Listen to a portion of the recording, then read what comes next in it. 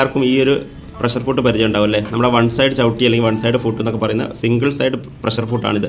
അപ്പോൾ ഇതിനെ പറ്റി ഒരുപാട് പേര് ഇതിനകത്ത് ഡൗട്ട് ചോദിക്കുന്നുണ്ട്. ഇത് എങ്ങനെയാണ് കറക്റ്റായിട്ട് ഉപയോഗിക്കുക എന്നുള്ളത്. കുറേ പേർക്ക് ഇത് അറിയായിരിക്കും, പക്ഷേ അറിയാത്തവർക്ക് വേണ്ടിയിട്ടുള്ളൊരു വീഡിയോ ആണ്.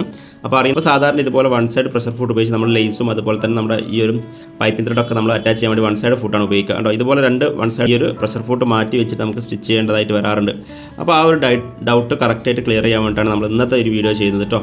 അപ്പോൾ നമ്മൾ ഇതുപോലെ ചെയ്യുന്ന സമയത്ത് ഈ ഒരു വൺ സൈഡ് ഫുട്ട് എങ്ങനെയാണ് നമ്മൾ ഉപയോഗിക്കുന്നത് നമ്മൾ ഫസ്റ്റായിട്ട് കാണിക്കാൻ പോകുന്നത്. അപ്പോൾ ഈ ഒരു പൈപ്പിംഗ് ത്രെഡ് നമ്മൾ അറ്റാച്ച് ചെയ്യുന്ന സമയത്ത് ഇതുപോലെ എടുക്കുക. അതിനുശേഷം നമ്മുടെ ഈ ഒരു പൈപ്പിംഗ് ത്രെഡ് കണ്ടോ, പൈപ്പിംഗ് ത്രെഡിൻ്റെ ഈ ഒരു കട്ടിയുള്ള ഭാഗത്തേക്ക് എന്ത് ചെയ്യണം, നമ്മുടെ ഈ ഒരു പ്രഷർ ഫുട്ടിൻ്റെ ഈ ഒരു കട്ടിങ് കണ്ടോ, നീഡിൽ വരുന്ന ഭാഗമാണ് ആ ഒരു കട്ടിങ് വരുന്ന ഭാഗം. ആ ഒരു കട്ടിങ് വരുന്ന ഭാഗം ഈ ഒരു പൈപ്പിംഗ് ത്രെഡിനോട് ചേർന്ന് വരുന്ന രീതിയിൽ ഇതുപോലെ വേണം നമ്മൾ പ്രഷർ ഫുട്ട് വെച്ച് സ്റ്റിച്ച് ചെയ്യാൻ വേണ്ടിയിട്ട്. ഓക്കെ, അപ്പോൾ നമ്മൾ മെഷീനകത്ത് നമുക്ക് ഏത് സൈഡിലാണോ പ്രഷർ ഫുട്ടിൻ്റെ ആ ഒരു കട്ടിങ്ങിൽ ആ സൈഡിലേക്ക് നമ്മൾ ഈ ഒരു പൈപ്പിംഗ് ത്രെഡിൻ്റെ ഈ ഒരു ത്രെഡ് വരുന്ന ഭാഗം വെച്ചിട്ട് വേണം നമ്മൾ സ്റ്റിച്ച് ചെയ്യാൻ. ഓക്കെ, കറക്റ്റ് മാച്ച് ചെയ്ത് നിൽക്കുന്ന ഈ ഒരു ഭാഗമാണ്. അപ്പോൾ ഈ ഒരു ഭാഗം വെച്ച് വേണം നമുക്ക് സ്റ്റിച്ച് ചെയ്യാൻ വേണ്ടി.